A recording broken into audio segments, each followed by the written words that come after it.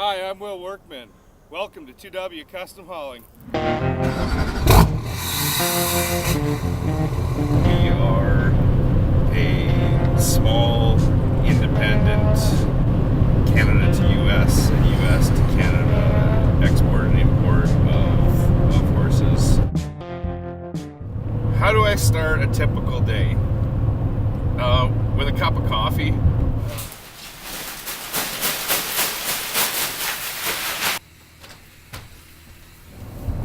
So how do I set up the trailer? What's the routine like?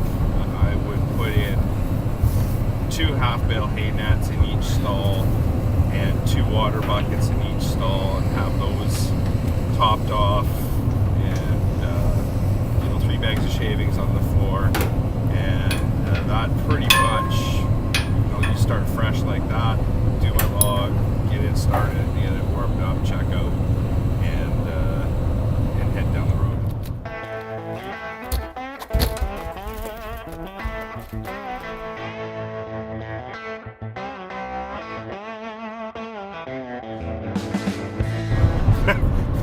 Rush hour in Brandon. I don't know. Brandon isn't so bad, but rush hour in Winnipeg. The thing I always say about rush hour in Winnipeg is I would rather drive in rush hour in New York City than I would in rush hour in Winnipeg. What do I not like about other drivers on the road? You get used to a lot of it, and you get to become a fairly defensive driver. But I think getting cut off is probably one of the biggest ones.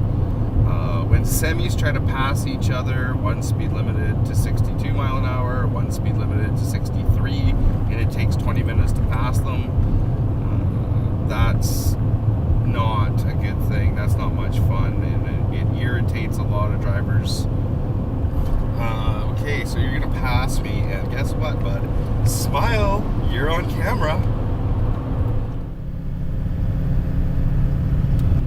Right now there is 2 horses on the trailer, and we're just in the Birtle area actually picking up a third.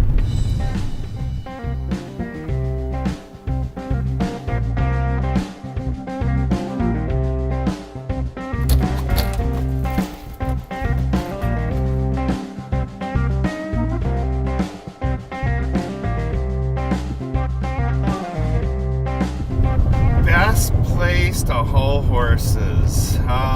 That's a good question, and I don't want to offend anybody here, but the number one place in North America to haul horses is Alberta. Actually, probably the prairies in general.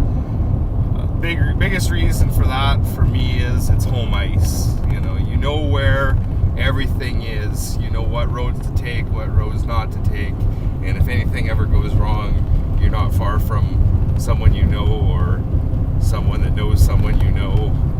Most memorable trip, there's no question, hands down, that's Alaska. That was an incredible experience, something that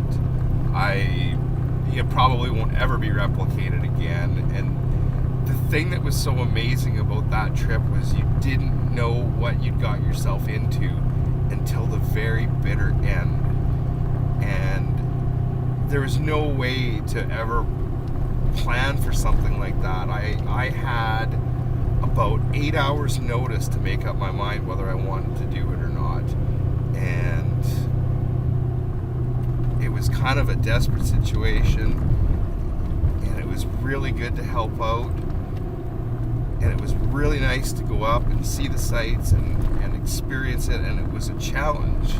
It was an amazing challenge that actually, in terms of experience and kind of moving a person's career forward, it certainly did that. And it did it in a way that just absolutely, I can't even describe it.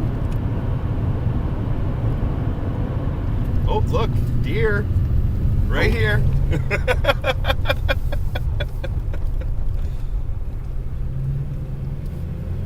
That's kind of neat, eh?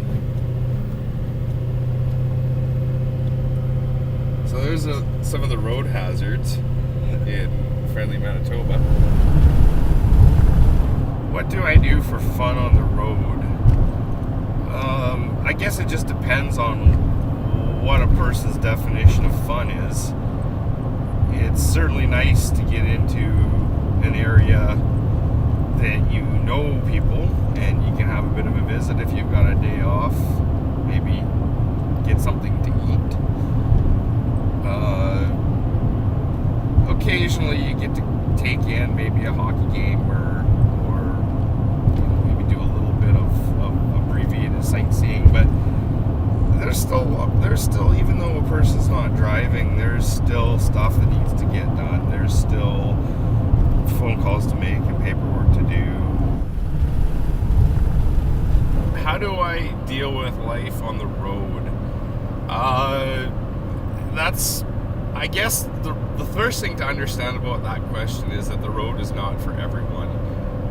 I've got a bit of previous experience with custom harvesting and a little wee bit in the oil field being on the road, but it's not like this. I mean, this is day in and day out.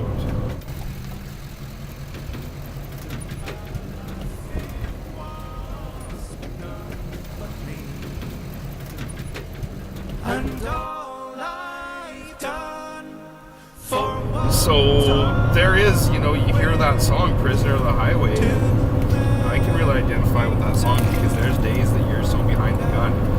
You have to save your stops, your you know, water and hay and rest stops.